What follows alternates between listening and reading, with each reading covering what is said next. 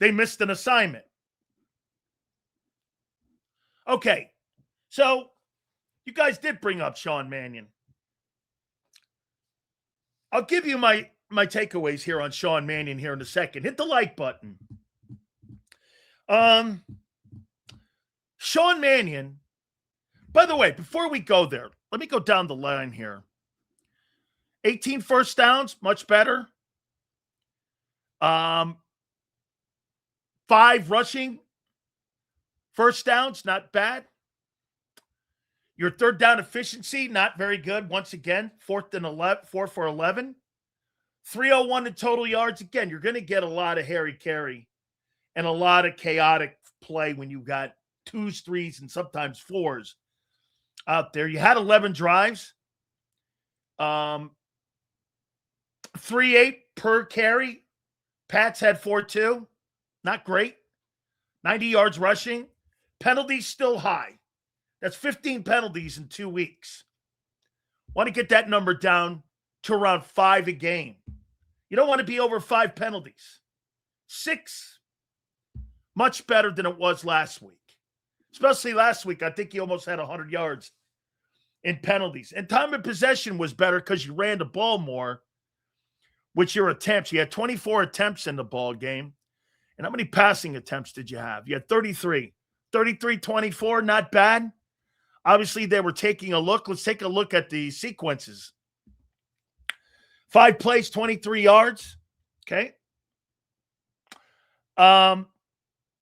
Second quarter, opened up the second quarter, 13 plays, 77 yards for a score. Outstanding. 6:49, you took off the clock. Third series, 1, 2, 3 series, 3 plays, 15 yards. There's a 3 and out. How many 3 and outs did you have in this ball game? 1, 2, 3, 4. You had 4 3 and outs in this game. Still, again, not the best. Third down and 3 and outs still played a factor. But I thought you did a better job on first and second down. Okay, I did. Still got to improve in winning on third down. When you play a really good football team, that's going to matter. Okay? That's going to matter. Get this. This guy has no idea how coaches look at practice. Sean Mannion said it today. We don't look at one game.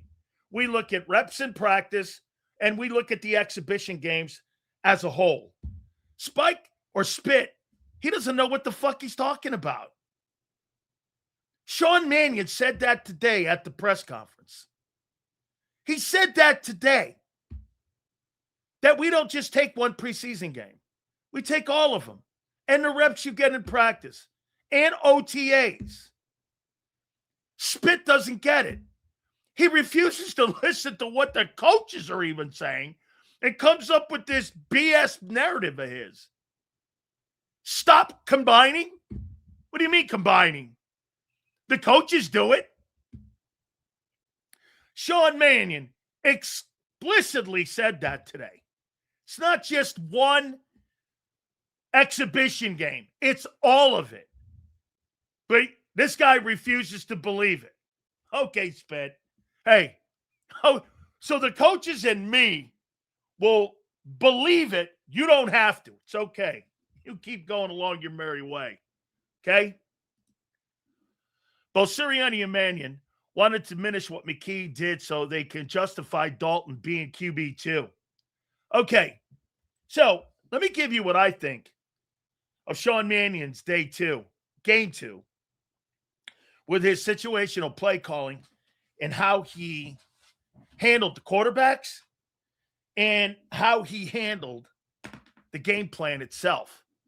Look, you're really not going to get any continuity when you get that kind of play from backups. It's going to be up and down because these guys don't get what? They don't get a ton of reps. So I tell you what I thought Sean Mannion did that was very good in this game. Do we all agree Andy Dalton, prior to this game, has not looked good in training camp? Can we all agree to that? Can we all agree? Can we all agree? Okay, these are always some of my favorites. Well, then that means Makai Lemon is Jalen Reagor. He's Jalen Reagor. If we're going by RC's thoughts, he's Jalen Reagor. Is that right, RC? Not playing a regular season game? Markell is Lane Johnson's replacement. Well, then guess what? Makai Lemon is Jalen Reagor 2.0 with your philosophy. Based on what? Based on none of them ever playing an NFL down. That's what you're doing. How do you know that? Do we all agree that Tanner McKee has not looked good in the exhibition season? I'll tell you what, I loved what he did. So let's go over here. 16 of 22, 173, 2 TDs, 125, 8. I'll tell you what, I loved what he did. This guy can't play under center. So what did Mannion do? Put him in shotgun. That's a quarterback understanding who's now turned into an OC. That guy's not going to play well for you under center. What did Mannion do? He evolved. He saw that he can't play under center that hot. He struggles under center. This was one of the things that hampered Tanner McKee coming out of Stanford going into the NFL draft. The majority of the stuff that was said about him was that he wasn't very good under center. They put him in shotgun. He performed better. Sean Mannion saw that, and he played better. That's great. That's not forcing a square peg into a round hole. That's an OC going, well, we're going to put this guy in this position here. And hopefully that's a sign that that's exactly what they're going to do with Jalen Hurts. Is that all these changes, Mannion is figuring out the Rubik's Cube on Hurts. Hurts is more difficult to figure out than Tanner McKee, believe it or not. Why? Because there's more nuance to his game. Do you sprint him out? He can do it. Do you keep him in the pocket? He's not great at it. Like, Hurts is not great on straight drop. Do you move him around? Do you sprint him out? Do you RPO it? All of that, to me, was a sign to me when he put him in shotgun. Okay, he realized that Tanner McKee's not really good under center. And he sees the field better. This was all the stuff that was said about him in his pre-snap, in his pre-draft NFL profile. Not great under center. Okay? Put him under center. He performed better.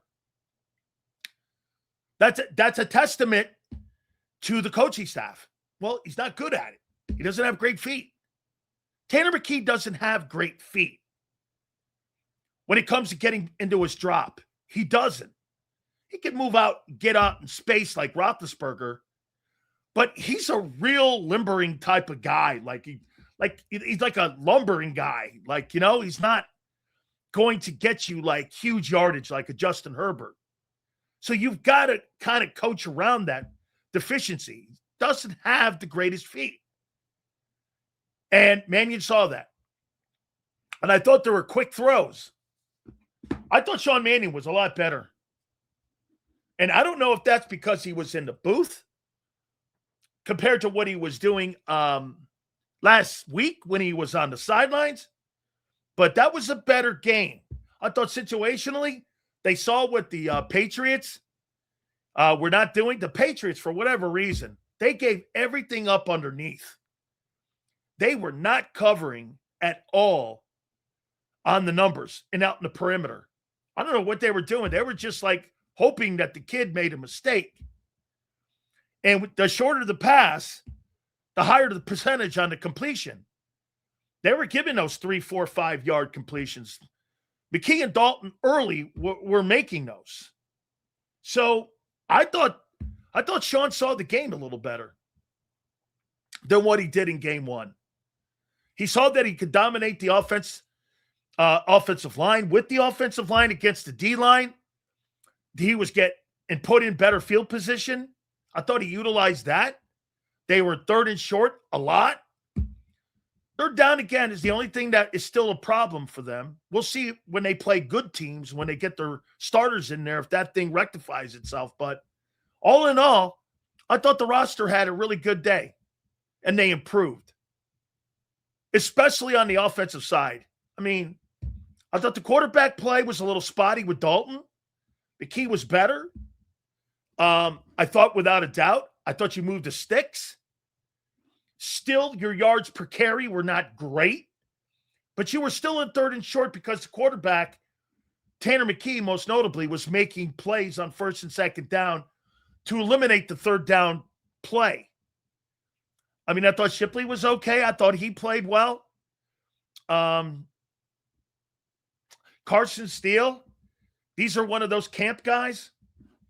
Not really anything to take a look at. He won't make the football team, but it was a good performance. That'll help him potentially make another practice squad.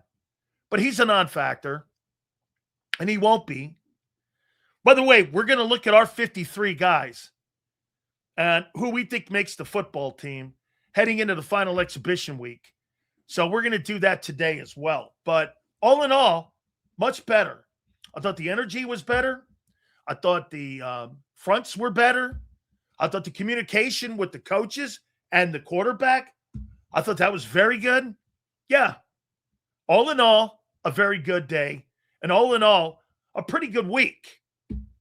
You know, you competed all week long against a very good football team. Now, do I think New England's one of the top 4 teams in the AFC this coming year? Yeah. I think they're probably in that conversation. Top 6, top 7, top 8 AFC teams. Yeah, I do. I think Willie Lampkin's going to make the ball team. Okay? Carson Steele needs to be a good special teams player to make this team, unfortunately. He's a camp guy, dude. And as good as he played, that's exactly what will be his highlight reel as he shops for another team. He's not making the Eagles. Unless he clears waivers and he's able to be put on the practice squad, maybe they keep him there. That guy's not making a football team. We need to get rid of both Dalton and McKee and go sign Russell Wilson or trade for Jameis Winston. We need a decent veteran. Dalton is done. McKee was never actually good. Hell, I'd like Pickett again. I'm all right with a guy with 100 starts in the NFL backing up Jalen Hurts. I get this. Russell Wilson, that's not the kind of drama I'm looking for with my backup. Look at this stuff going on right now with the backup quarterback and the quarterback and people are talking about with Cole Payton. Cole Payton's a dude. He'll be lucky to make it to a roster. He will maybe make a practice squad. Dude, you got guys like Kyle Trask who were drafted in the second round who don't have a job. What makes you think Cole Payton is going to make a football team? Because why? He can run around. He's got good athletic skill. That doesn't mean you're a football player or an NFL quarterback. I mean, Cole Payton is more talented as an athlete than Tanner McKee. That doesn't mean he's a quarterback in this league. Just because you can run around like Trey Lance doesn't make you a quarterback. There's more to playing that position than 40-yard dashes and having a big cannon arm. You got to be able to see the game. That kid can't see it yet. He's got a skill set. Great. There's a billion guys like him that you could take off the scrap heap. Tyler Huntley, the kid in Baltimore. Really? He'll never be as good as that player. Tyler Huntley is a good football player. You think Cole Payton is going to be a better player than Tyler Huntley? Highly doubtful. I mean, you've got to take your passion sometimes for these players out of your evaluation. You can't just go, well, hey, man, this kid, you see that kid run the football? Man, Carson Steele, the way he caught the football, great. You think that guy makes the football team? There's a 0 shot of him making the team. 0. Maybe a practice squad. Maybe. The Eagles have too good a roster for that to go down like that.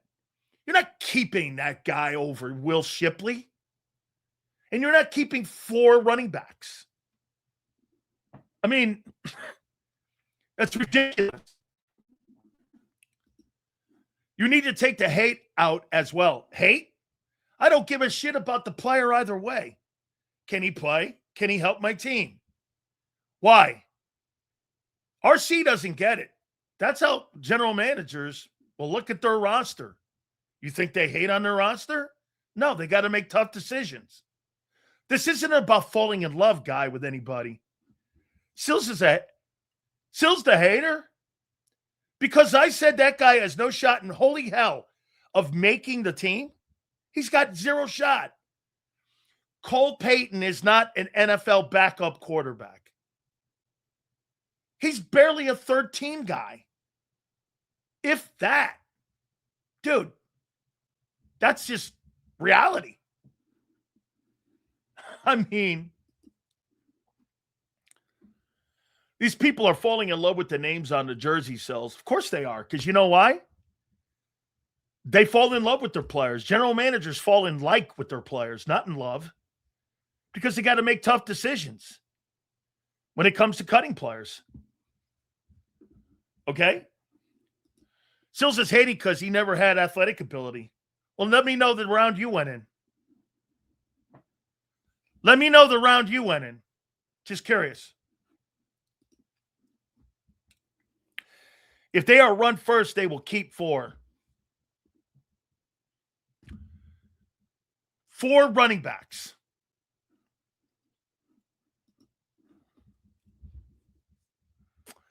You don't know what Cole Payton is. No one does.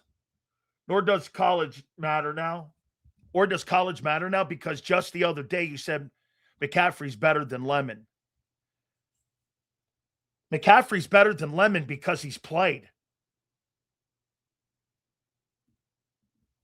Because he's played. Lemon hasn't.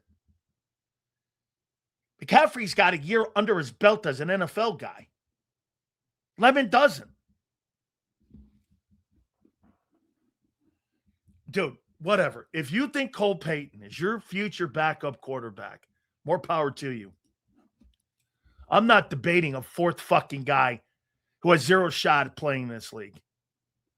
Hey, Sills, what do you think about the shit show in Cleveland? We're going to get to that a little bit later. By the way, well, wait, I'll say it right now. They're setting up Deshaun Watson. Of course he had to start. If you cut that guy now, $86 million against your salary cap. If you cut him right now in dead money. You can't do this. You can't start Shador and go to Deshaun. You can go from Deshaun to Shador. He's going to get 2 weeks. He's got a 2-week audition. And if he doesn't show it, they're going to go the rest of the way with Shador. And then next year, the Cleveland Browns will have the number 1 overall pick for Arch Manning. That's what they'll do. And I would give Shador the entire year.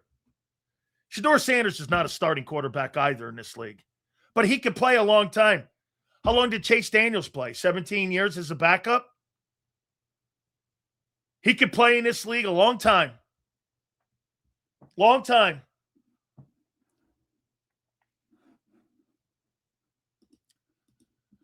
Sanders better ball out because Fanning going to be my fantasy tight end 1. I like that kid out of Bowling Green. That kid is a hell of a football player. He's a good-looking kid, man. A lot of good talent. Can catch the football. And all the things. I voted him to my All-American team when he was at Bowling Green. Is Manning's dad really going to let him go to Cleveland? That would be Cooper, is Arch's dad. And a grandfather. I don't know.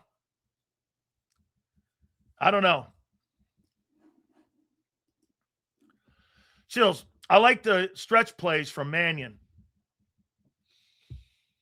Yeah, there were a couple in there that guys got into the line of scrimmage. That stretch play is a tough play to run, dude.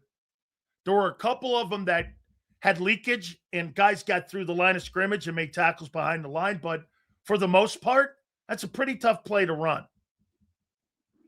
And when you get your front line guys in, it'll look better when you get your first team guys in. But it wasn't terrible. I thought it was going to be a shit show. There were a couple times there were leakage from the backside where you saw guys getting through the A gap. But for most of the game, they did a pretty decent job. If he is cleared to play, would it be smart to let Makai rest until week 1 against the Commanders, or let him play some snaps in the final preseason game to shake off the rust? Hey, dude, I'm going to put that guy out there on the football field any chance I get, whether it's in practice, exhibition football, any kind of scrimmage. This guy needs reps. The more you do something, the better you'll be. Save him for what? What the hell is this? Not saving him for anything. Get this guy out there. Devontae Smith doesn't need reps. Makai Lemon needs reps. He's never played an NFL anything. Nothing. He's played nothing. He needs to see game tempo. Do you understand, guys, what game tempo is? Okay. One of the great learning lessons that I got with Jimmy Johnson, everything we did was game tempo. Practiced, ran the drills, individual drills, all of that. We did it at game speed. So when we got into the game, the speed of the game didn't catch us off guard. You do things half-assed in practice, you get into a football game, and you don't know game tempo, you're going to get beat. And it's going to take you time to get up to the speed of the game. Makai Lemon has never, ever, ever, ever, ever played at this level when it comes to game tempo. College game tempo versus pro game tempo is night and day. The speed of the game is so quick. The plays come quicker. Dude, in college, you meander into the next play. In the NFL, it's like this. Bang, bang, bang, bang, bang, bang, bang. These plays come rapid fire at you. They come rapid fire. There's no time. And you've got to get up to that speed, and you have to understand that these plays are coming at you. College, it's like bang, bang, bang. There's a slower tempo. NFL, bang, bang, bang, bang. Put your head on a swivel. It's real.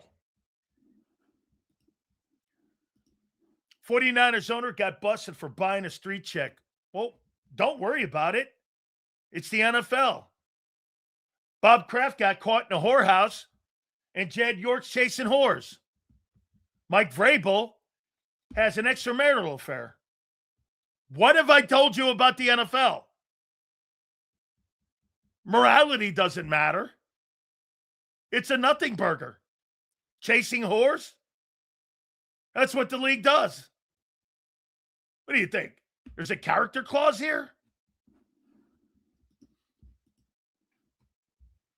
Sills, when we play Dallas, would you run more runs behind the tackles, more inside handoffs? I'd want to get on the edges against Dallas. I don't think Dallas's edges are very good. They're stronger inside. So I'd want to get out on the perimeter against Dallas, because I don't think their linebackers are that hot either. I mean, wait a minute. Jed York got caught chasing a whore in Ohio. So, since when do we talk morality here about the NFL? Wake up. Don't act like holier than thou, that you think the league is supposed to be like what? Rome? What do you think? That's the Pope? Roger Goodell? You think these guys are clergymen? These guys are football men. Character doesn't matter when it comes to chicks. Oh, I'm sorry. Wait a minute. My wife told me that I'm not supposed to tell you the reality of how the NFL higher-ups and management and coaches and players really think. So, yeah. Hey, man, I hope the league does something. Make you feel better about yourselves? It's all good. Yeah, dude. I thought Vrabel was going to be fired. How can you fire a head football coach for having an extramarital affair when you got two owners in the league chasing whores? That's why when M. Reyes was saying that, you can't be any more preposterous that Mike Vrabel was going to be fired. You got NFL owners chasing whores, and you think Mike Vrabel's going to get fired because he had an extramarital affair? M. Reyes thought the whole time he was going to get fired, and you're like, he's not going to get fired. That stuff's tolerated.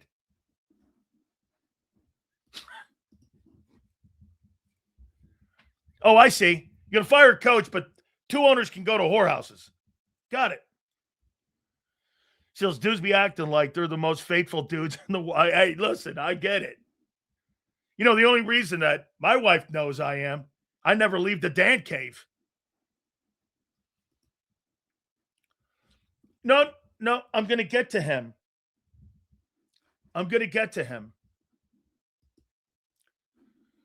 Can't believe the 49er owner was at a trailer park looking for discount strains. Why? Why can't you? It's the NFL, dude. Sileo, Mike Vrabel should be fired for extramarital affair. That was like laughing at all of you who were saying that. Like, really? I mean, all right. I'm going to say this to you here. I got to tell you, the first project for Chris Cooper is going to be Markel Bell.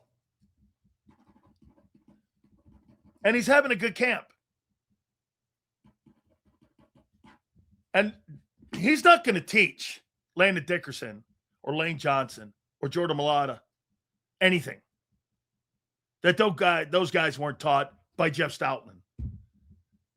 All he can do is maybe give him some pointers, being an ex-player, whatever, but really, Chris Cooper's impact on those guys are going to be minimal. And not a lot. When you've been coached by the best offensive line coach or one of them, there's really nothing Chris Cooper can teach those guys. Now, Markel Bell, on the other hand, Willie Lampkin, that's a different story. And right now, Markel Bell is having a good camp. Had a good week.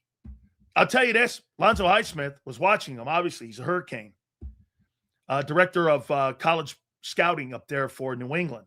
I said, how did Markel Bell? He goes, hey, dude, he's doing he's doing really, really well. He thought he really did well in one-on-ones up there. When they were doing one-on-one pass rush, slides his feet well. Chris Cooper's doing a nice job with him so far. We'll see how that plays out. It's only training camp. We've been in what? We're talking July, almost a month. A full month we've been in training camp. I wouldn't read a ton into it, but I'd read something into it. That he's making some impact here with the kid. And we'll see what that looks like going forward. Because one of the issues you didn't have a year ago, you didn't have depth in your offensive line. I mean, that was a very, very, very thin unit a year ago. So much so you had to play you had to play injured players in Cam Jurgens and Landon Dickerson. And it had affected the team the entire season because you had no depth. You had no depth. Okay? Still said we would rue the day because Stoutland was the best ever. You still may. On August 24th, I still hold to that. If you think that Chris Cooper on August 24th is a better offensive line coach than Jeff Stoutland, I'm not debating this. Resumes speak to it. And I'll show you this when he doesn't have a no-compete. There'll be 25 teams lined up for Jeff Stoutland when he is able to coach again.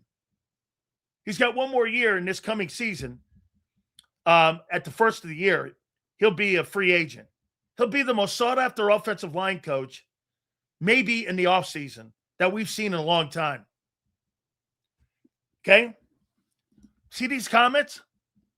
Antiquated. They were still, a year ago, the 7th best O-line. Antiquated. He's making excuses for a guy who's had a decent start to his time as a coach in Philly, not having played one game yet. Well, we'll see. As a matter of fact, Chris Cooper was basically fired in Minnesota. Fired. And he's an upgrade. Okay. No problem. 10 Jules. Hating? Reality. Wait a second. Get this. Anybody who says on August 24th that Chris Cooper's a better offensive line coach than Jeff Stoutland, we're not debating that. Seals, thoughts on Trotter Jr. caught in a numbers game? What does Howie and Vic do? Trotter Jr. is not caught in any numbers game. Okay? Not caught in any numbers game. I do believe that Markel, though, is playing well. Let's see if he could be. His job, in my opinion,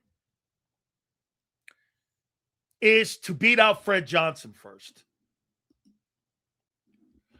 Chris Cooper was fired, and the best guy who played under him ripped him apart in an interview. Yeah, he's down in Houston now. I've heard nothing positive about that guy except for people talking in Philly. I've never, ever heard a player that played for him say anything about him. I've heard players currently on the Eagle team just revere Jeff Stoutland. You give me a player that's ever said anything good that was an offensive lineman that played for him. Let me know his name. I don't think anyone is debating Cooper's better than Stout. Yeah, but my problem, Jimbo, will be what's going to be the drop-off this year. We're going to find – Jimbo, I don't know that. I just got through saying, no. One of the cool things that came out of that game this past weekend against the Patriots was I thought you won the line of scrimmage. That's a testament to his guys and to rebounding after week 1 against Baltimore. Sills, I know the Eagles haven't played a snap of real ball yet, but this team is a disaster waiting to happen, feels like to me. I just hope we find a good coach and bring Jeff Stoutland back. Khalid, I wouldn't go down there yet. Okay? I wouldn't.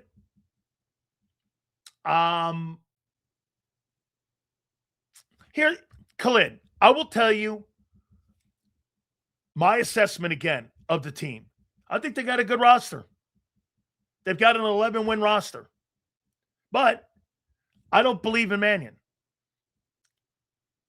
And I don't believe in the approach they're taking. I may be 1,000% wrong.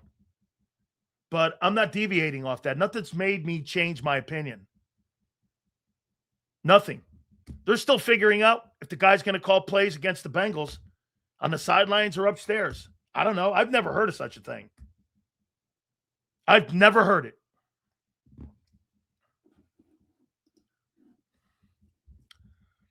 Sills, well, Miami Dolphin players made Vic seem like he was washed. Can this at least go for Chris Cooper? Yeah, but nobody ever really thought that about Vic Fangio. They thought that about Jalen Ramsey and Xavier Howard and all of those guys in the secondary. Nobody really thought Vic was bad. It was the Dolphins that were bad. Vic's resume of success prior to Miami was legendary. It was just a bad culture fit with the head coach. The Hello Kitty head coach and Vic, that was never going to mesh. The culture wasn't right for Vic. I mean, that guy's vaping on the sidelines, and Vic is an old school coach. You think that shit was going to, like, ever really mesh with one another? No, it was never going to mesh. I mean,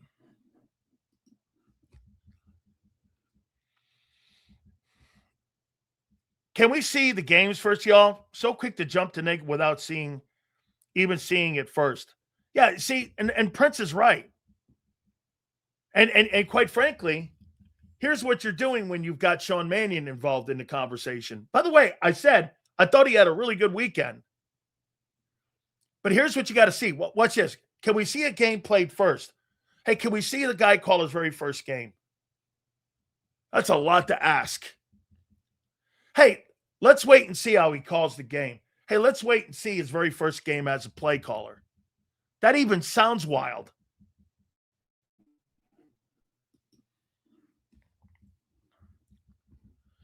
Hey, don't be shocked if they play Tanner McKee because they're shopping him.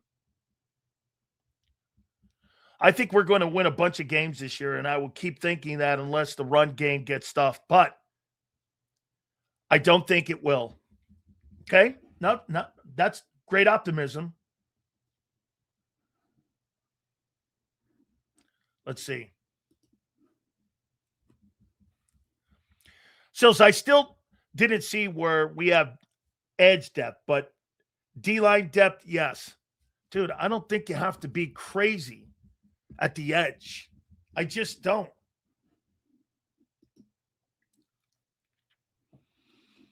Hey, Sills, I just wanted to say go Birds. All good, my man. Appreciate you coming aboard. Thank you.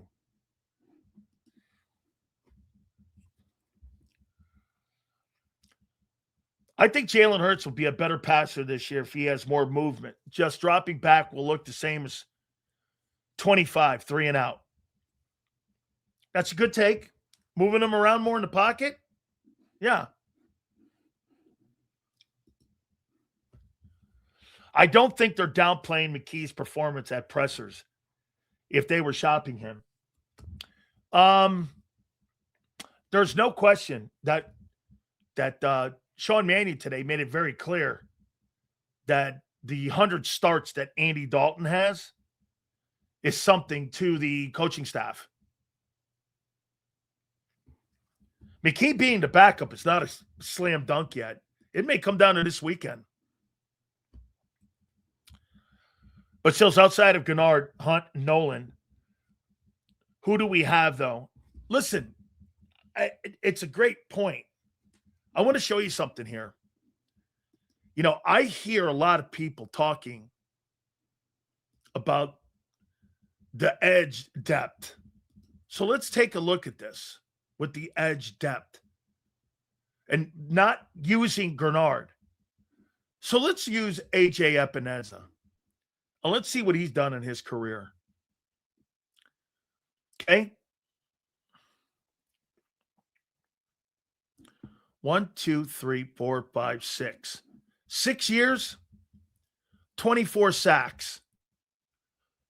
That's not terrible. For a role player, 2 years of 6.5. He's more of a specialist. He's not really a first and second down guy. But that's pretty good for the role he's in. He's 27. Not awful. Actually, an upgrade from a year ago, maybe. So let's take a look at Arnold Ebiketie. 27 also. 16.5 sacks.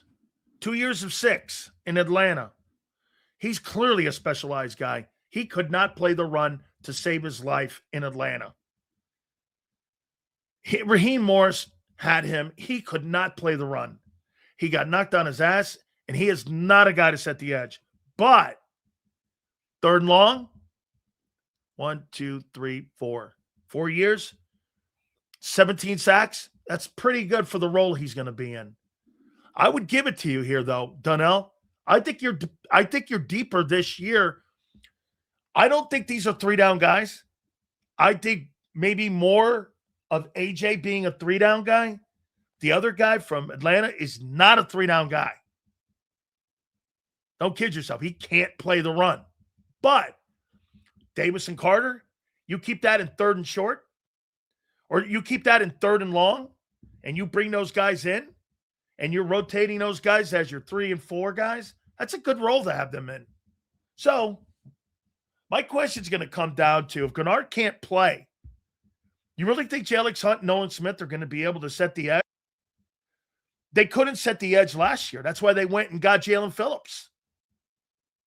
So that's going to be something to keep an eye on. Remember, why did they make a move for Jalen Phillips? Because they were not setting the edge well. And because Smith got hurt.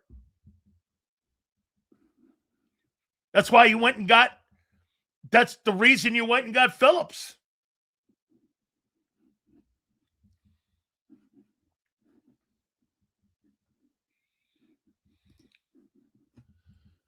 Big Sales, I like your takes, but please explain if Bond and Campbell play well, how does Vic get Trotter on the field, rotate him with Campbell on rundowns? No, I think that's going to be situational moments where Vic, it's going to come down to injury and opportunity. Going to have to wait your turn. Trotter's going to have to wait his turn. Hey, look how long Zach Bond waited his turn. 4 years. Guys have to wait their turn. It's what it is. How long did Dallas Goedert have to wait his turn? Behind Zach Ertz. Some guys have to wait their Jordan Mailata, waiting behind Jason Peters. Guys have to wait their turn. It's part of it. It's called being a good team. It's called being a good team, man. Yes. This kid's coming to life a little bit. Do I think he is earned enough to where you put him in and he's a factor against top flight O-line? That's still a question mark. Remember, he's playing against the backups. He's playing a lot better. Put him in a game with people like Landon Dickerson or like Zach Martin, guys like that. How well is he going to play against them dudes? Dude, trust me. Playing backups and playing starters, that's a whole different group. When you're lining up against Bruce Matthews or Mike Munchak and you're playing against their backups, there's a significant drop-off in skill, ability, strength, knowledge, all of that. But he's showing signs of moving his feet. There were a couple times out there he stopped his feet. He's a very physical kid. He's just got to keep moving his feet better. And he's got to move his hands more. He's got to fight more with his hands. Get him off you, man. Like, he'll engage in you. Once that offensive lineman is engaged in you, he's beating some of these guys because of his strength, because he's stronger than them. When you play like starting offensive guards, now you're not going to win that. It's going to be a stalemate. O-linemen always win the stalemate. You've got to get depth. You've got to knock the guy back. If you just stalemating your guy, that's an L rep. The O-lineman wants to stalemate you. He wins that rep. So he's got to slide his feet more. He's got to use his hands. I thought he played well. I thought he showed energy. I think he played in the backfield. As a matter of fact, the last 8 quarters of football is the best I've seen him play. Got a long way to go, dude. Is he a frontline backup? Long way to go. The kid, Byron Young, is a better player. He shows more with his hands and his feet and his swivel than what Ty Robinson does. But it's better. Has he played himself on the roster? I think so. I do. Nick Sills, you think involving tight ends in the passing game will help this new offense? Depends if they want to go two tight end. Sills, I think we can get away with the Eagles being thin when you have athletic sideline to sideline linebackers. Vic is interested in locking down the edge and not sacks. Correct. I think that's how he plays it. Okay. I never thought Dwight Freeney was a great edge because him being 6 feet. Those run defenses in Indianapolis just were not very good. He's a hell of a pass rusher. Of that group, DeMarcus Ware is the best player in that group with Von Miller. And I would put Freeney third in that group and Suggs fourth. Dane Matthews, Pierre-Paul, it was good in that group, but Von Miller and DeMarcus Ware, you're better players out of those names that you mentioned. I never thought Freeney could play the run well. It's too small. I know, Sills. That's why I think edge is deep is key this year. But I trust your feedback. Thanks. No, listen. I think they're better. That Uche guy a year ago and Ojulari and all them guys, these guys are better. Now, they're situational. And the key is going to be Nolan Smith and Greenard's health. If Greenard can't get on the field and Nolan Smith continues to stay injured, you're not deep there with 3 down guys. What 3 down guys do you think you have playing edge right now? Jalix Hunt, Jonathan Greenard, and Nolan Smith. Those other guys are not 3 down guys. They're not 3 down dudes.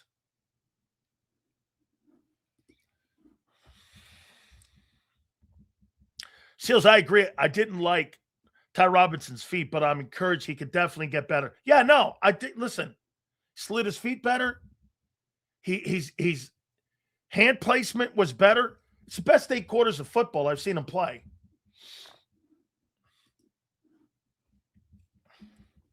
Seals, John Randall and Bain are one and the same. John Randall's engine and motor and ability to play physical inside. Bain is going to be an outside guy. The notion that they're going to play him at defensive tackle at 255 is crazy. Crazy. And, I mean, now you put him next to Vita Vea, maybe. You could get something with that, but he's too light in the draws, dude. Just too light.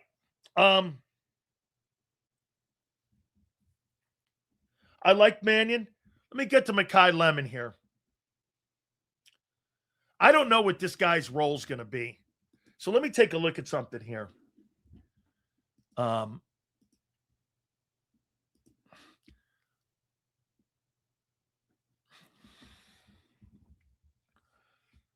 looking at a video right now with Elliott, Makai Lemon, and Sean Mannion getting in some extra work after practice on get-offs and starts. See that little stutter step? That's to get the corner's back turned. That little unnoticed step. Watch when he does that step, that left lateral step is to get the DB's shoulders turned out, in. That's a great coaching technique. Watch.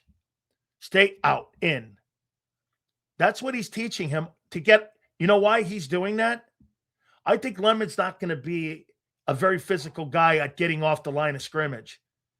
And they're helping him get off the line of scrimmage. I didn't think he was very good at getting off the line of scrimmage at Southern Cal last year. Steps like that, though, help you. In, out. That's a great technique. I think that's Jalen sitting over there, too, on the other side. It is. That's Hurts sitting there, too, in that red vest, watching him do that. Yeah, they're working with him. They got to ramp him up right now. And his role, what will the role be for Makai Lemon this year is yet to be determined. I don't think it's going to be early on. I don't think it's going to be a significant role. But what's going to be a gradual role. But what does that look like? Are you going to come down in nickel? Or are you going to come down in what personnel setting are you going to put him in? I mean, Jalen doesn't go to the third wide receiver. Now, maybe that's something that they're going to do different this year. I'm hoping that that's going to be the case. Theoretically, in the passing game, you play against 11 guys with 10 dudes every single game the last 5 years. That third wide receiver has been a nothing burger for the entire time of Jalen Hurts and his time as a passer. I mean, it's just been nothing. We've gone over this a little bit with the Birds. Check this out. Since 21, watch this. I think Quez Watkins had the most, of anybody. 2021 regular season. Take a look at your third wide receiver. Let's see. Your third wideout was Rager. 33 catches, because Quez was really your number 2 wideout. 33. 7. He had 40 catches in 21. Out of the 3-hole. In 22, out of the 3-hole, your third wide receiver was Quez. 33 again. Then 15 with Zach Pascal. That's 48. 48. 33 and 48 catches. Then 23. Your number 3 receiver. Zach Harris had 10. Quez had 15. Jones had 11. 36. You continue to go on here. 40, 33, 36. That's what total you've had just in the first 3 years from 21 to 23. And it went downhill even more. You don't utilize that spot. So where's Makai Lemon's role? Makai Lemon's role is not going to come out of the 3 spot. If he's going to be an impact on your team, he's got to make an impact in your 2 spot. Because unless Hurts is going to sit back in the pocket and progression read to get to 3, that's a lot to ask from the quarterback. So, Makai Lemon, what's his role going to be? You know, when you guys say, I want to line him up in the 3-hole, well, there's not a lot of production there. And there's been no impact there. In 5 years, the least impactful place on your offense has been wide receiver number 3. And to sit there and say that a guy who's missed the entire training camp is all of a sudden going to make an impact at wide receiver 3 is quite a comment. When he wasn't even the best receiver in the draft.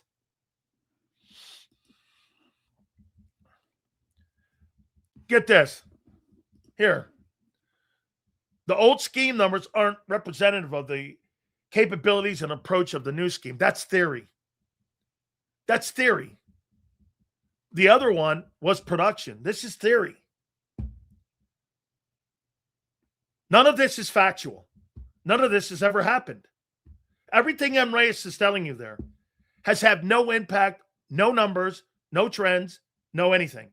No approach, nobody calling him, and Sean Mannion has never called a play from the booth or the sidelines. Completely theory here. Everything he just said there has never happened. The new approaches, theory. The new schemes, theory. Okay. Einstein, and how many times did Edison fail when it came to doing the light bulb? 33,000 times? You're right, dude. Good luck to you. Hope it works the first time. Hope you turn the light on the first time. Eagles made the playoffs to lose.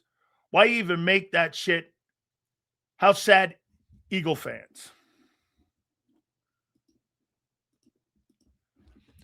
Theory is valid. We can compare it to the past. Where? Oh, we can't compare it to the past. Got it. Yeah. Hold on. What's the theory?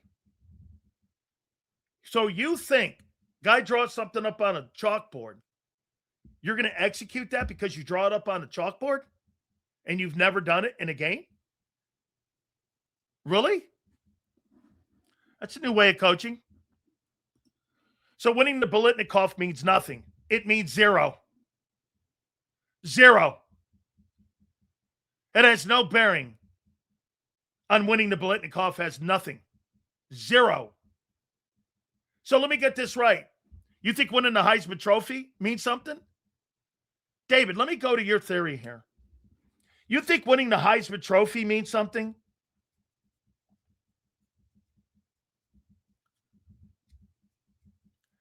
You think winning the Heisman means something? The Heisman Trophy is the number one. Hold on. You said he wasn't the best wide receiver in the draft. The best wide receivers in the draft were taken ahead of him. What? You think because you were voted on an award in college, you want to know who the best players are? Go look in the draft. According to your theory, every Heisman Trophy winner should be taken number one then. And every Heisman guy should be a success. Stupid. Really? Hey, let's take a look at this. And I actually vote on it.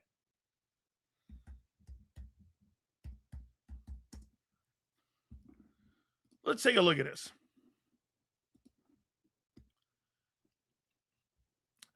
Let's take a look at this. This is the winners of the Biletnikoff Award. Makai Lemon, Travis Hunter has done nothing in the NFL.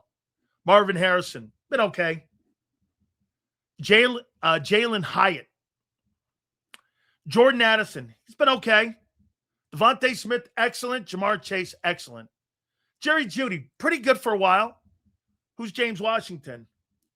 Who's Dede Westbrook? Who's Corey Coleman? Murray Cooper was okay. Who's Brandon Cooks? Who's Marquise Lee? Who's Golden Tate? Been okay. Who's Michael Crabtree? Been okay.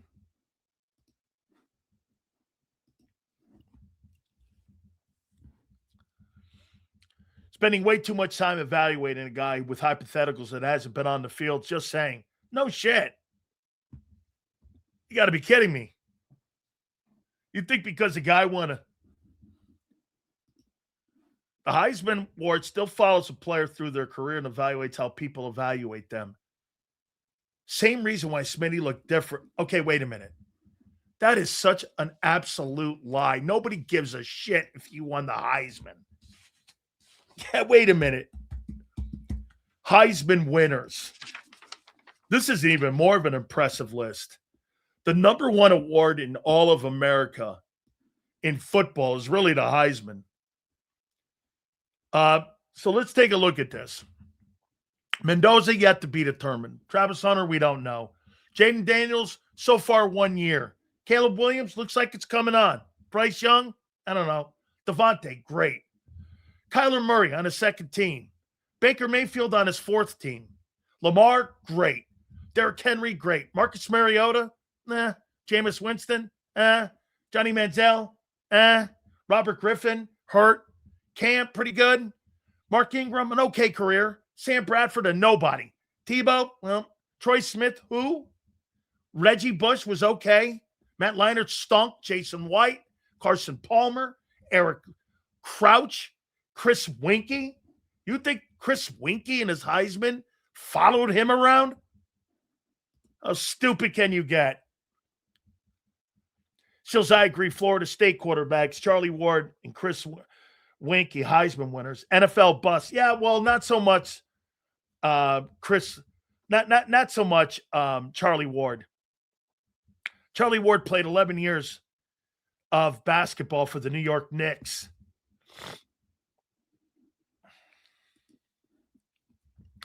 Sills, what do you think led to Mannion's improved play calling on Saturday? Run game. I think they run the ball better. I think they won first and second down. I think it opened up the flats. For whatever reason, New England wasn't covering the numbers. Okay? They just weren't. You're right, David. David, if he was the best player in the country last year, why wasn't he the top wide receiver taken? How many wide receivers went ahead of the best receiver in the country in the 2026 NFL draft? Let's take a look at that. According to David, he's the best receiver in the draft. Well, wait, let's see. So Cornell Tate went number 4. Jordan Tyson went number 8. Lemon was the 3rd wide receiver taken in the draft, 20th. Those other guys were taken in the top 10. If the Biletnikoff meant so much, why wasn't he taken ahead of him?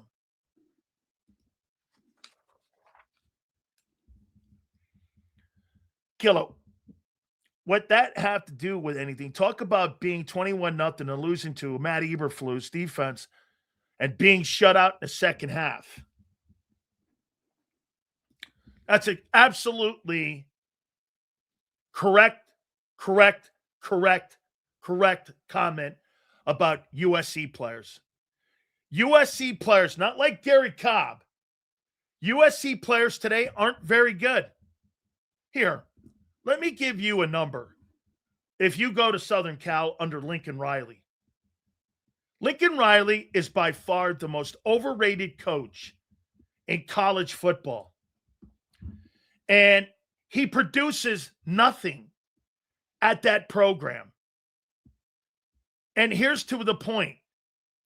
Lincoln Riley, since 2021, I said this, that hire would be the worst. Lincoln Riley's 25-14. He's 16-11 in conference play. He's 6 of 13 against top 25 teams. And he's 0 for, what is it? He's 0 for 10 against top 10 teams. You tell me. Where is that guy a good coach? He wins nothing.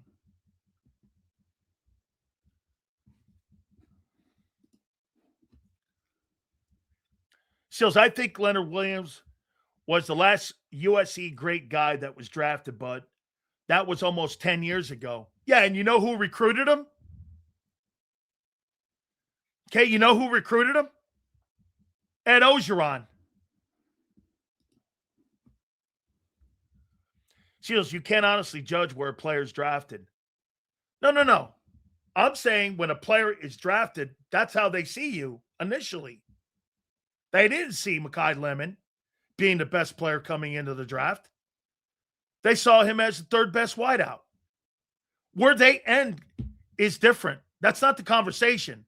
The evaluation going into the 2026 draft was Makai Lemon was the 3rd best receiver. It played out in the draft that way. Those are facts. Nobody's talking about what will happen yet. But prior to their careers being taken off, that's how they were evaluated. Jalen Hurts was evaluated as a 2nd-round quarterback. Today, he'd be in the 1st round. But that's how the league saw him. They saw him as a 2nd-round player coming into the draft. Those are facts. That's not wishful thinking.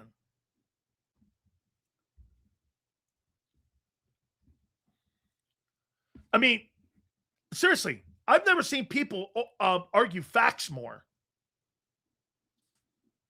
I mean, seriously, those are facts. Sills, will Carnell Tate be a better player than Makai Lemon? I don't know. But the NFL scouts saw him as a better prospect. I know. It's like Patrick Mahomes. I'm saying you won't know. Right. I know that. But, Prince, that's after the fact. I'm talking about how they saw that player going into the draft. Of course, scouts get it wrong. Scouts got it wrong when with Brady. Okay? Get this. This guy's the stupidest person that's ever walked the earth. He comes in here after he's got a poster of me on his wall and says, I'm a scout now. No, I can read a draft. Who was drafted ahead of a guy? My God. Hey, dude, you get your one time every 5 weeks. Like I said, LJ will have to, without a doubt, pay for my attention for the rest of his life. Holy cow. I'm a scout now? No, I can read a draft. That guy can't read a draft. Yeah, I'm a scout. Watch this. Here's me, the scout, Dan the scout. Well, who went in the 26th draft? Well, the 2026 draft. Big Sills the scout. Carnell Tate went 4. Jordan Tyson went 9. And Makai Lemon went 20. What does that tell you, Sills? NFL scouts saw those other 2 wideouts as a better prospect heading into the 26th draft. To Prince's point, can they be wrong? No shit. But that's not what we're talking about. People in here were telling me, like David, because the guy won the Bolitnikoff Award, he was the best receiver in the draft. That's not the case. Scouts didn't see it that way. They saw him as the 3rd. End of story. Those are facts. Those are facts. That's not necessarily true. Some teams draft for need. So if I need a wideout and I picked another guy over your guy, what the hell are you talking about? So wait a minute. Tennessee needed a wideout. According to David, Tennessee needed a wideout at number 4. And they went with Carnell Tate instead of Makai Lemon. What are you saying? Some teams draft for need. Yeah, they wanted to get a wideout for Cam Ward. They didn't think much of Makai Lemon. They got Carnell Tate. End of story, guy. Sit this one out. Why don't you sit a couple plays out, kid? Tate is better than Lemon. I don't know that. I don't know that yet. I don't know that.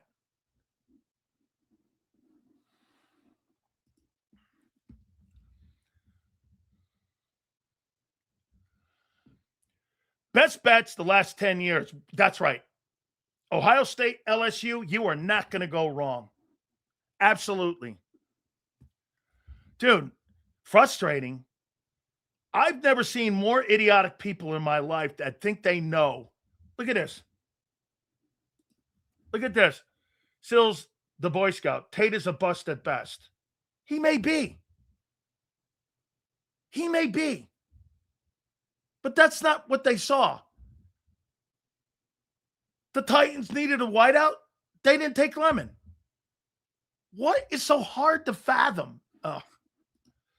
It's my mistake. It really is. When we sweep the Cowboys last year, I didn't even care about that. That's not our standard. But you beating us one time when we let go of the gas up 21 points is your Super Bowl? So what? The Eagles let off the gas and let a division opponent come back and beat them? That's your way of saying you let up? Wow. College award winners doesn't really translate to what the NFL scout projects a player's skill set Correct. Plus, you know what really plays a factor?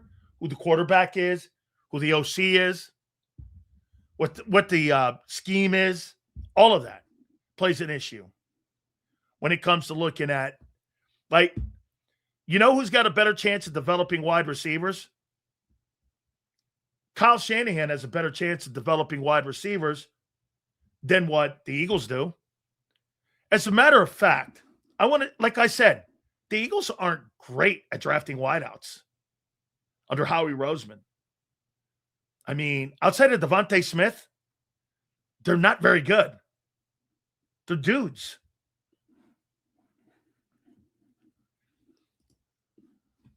Sills, out of 70 Heisman Trophy winners, only 9 of them are in the NFL Hall of Fame. Let that sink in. How you doing? Hey, you want to hear something else? Take a look at how many quarterbacks have won the MVP award that were Heisman Trophy winners. I think it's 2. Staubach, maybe Cam.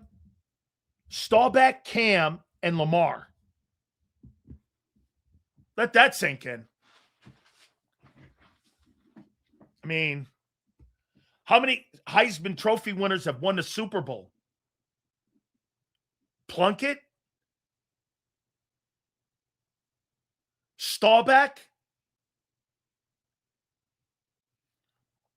Is that it? Plunkett and Staubach are the only Heisman winners to win the Super Bowl in 60 years? Am I right when I say that?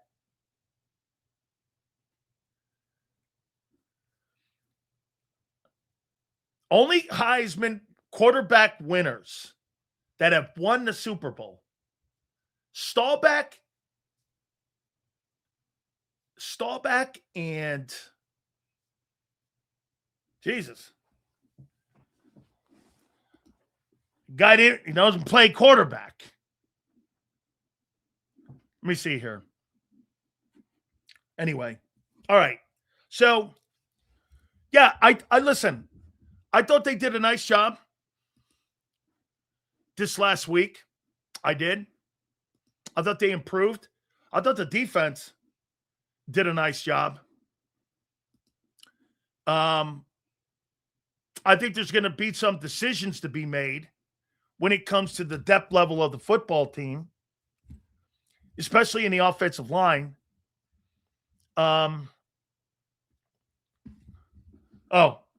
Excuse me.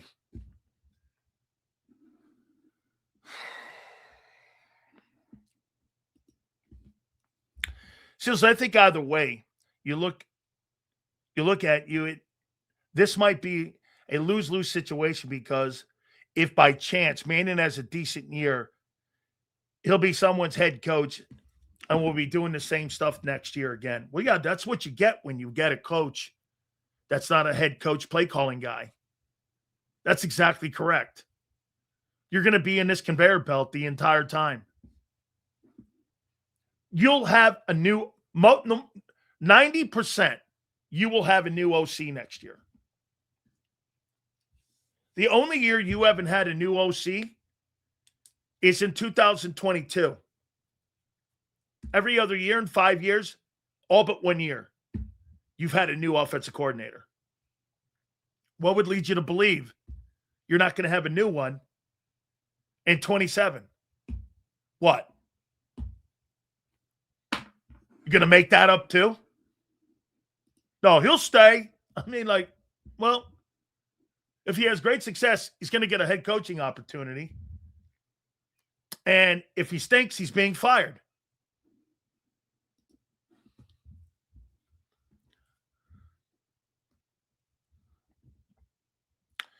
It trips me out when these MFL teams make these players with injury history, and they think they will be better in the pros. Makai Lemon, Jordan Tyson. Man, I got to tell you, DFW, I'm with you. I don't like that. The only guy that I ever said that I would draft coming out of college that was injured was Adrian Peterson. You know why? Adrian Peterson had a shoulder injury coming out of college. It wasn't a knee injury. I remember telling Bruce Allen, I would draft that guy. It's not a knee injury. It was a shoulder injury. I thought Adrian Peterson was special in college, but he got hurt his senior year. And I thought he was going to be a superstar player. And he ended up being, and I think he's going to be a first ballot.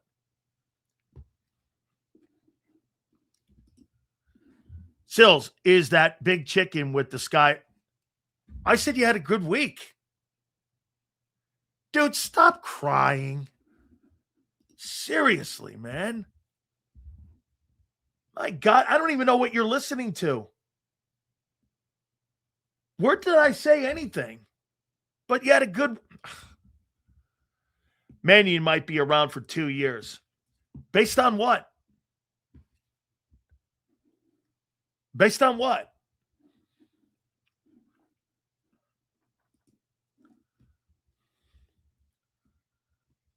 Get this.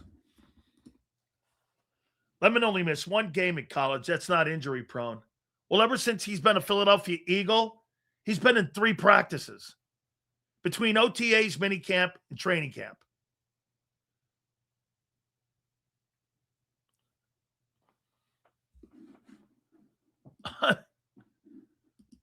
Who gives a shit once again about college? Right now, the guy's now just getting reps.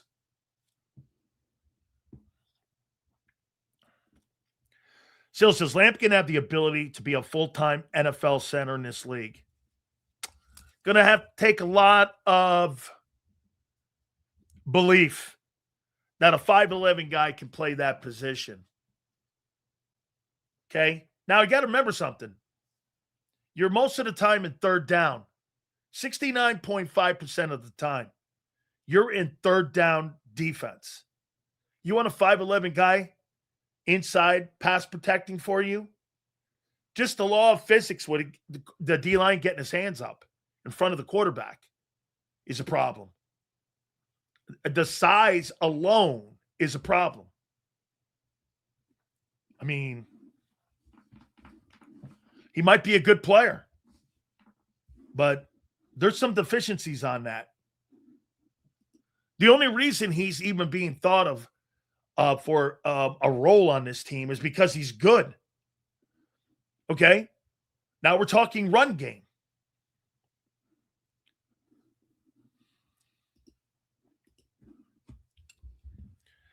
Is the CEO type head coach the right fit for the Eagles?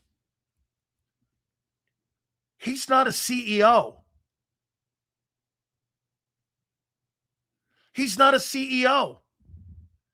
A CEO head coach is John Harbaugh, Mike Tomlin, who make all decisions. That's a CEO. Do you know what Nick is on the Eagles with their structure? He's like a department head. He's not a CEO. Howie's more the CEO. Howie has control of the roster. Howie has control of the draft. There's some aspects of hiring. Nick has no say in personnel decisions. Vic Fangio has no say in personnel decisions. Vic tells you he's got no control of the roster. Zero say. CEO coach, John Harbaugh wants something. John Harbaugh gets it.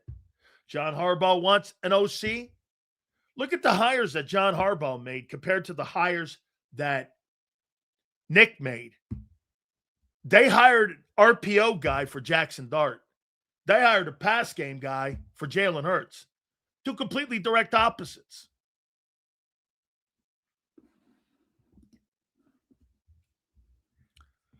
Still, what really pisses me off about the Mannionites is that they keep trying to make comparisons to Reed and McVay.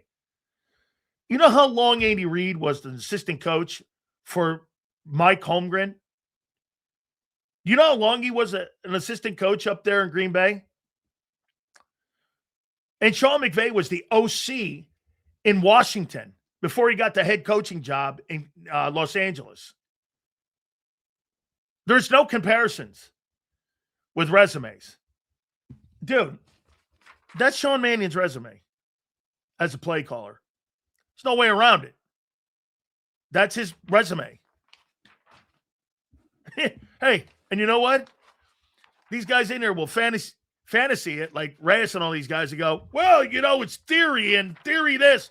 He's got no resume as a play caller. He's more McVay than Shanahan. Based on what? Holding his cup? What? Because he was what? Getting him coffee and Krellers?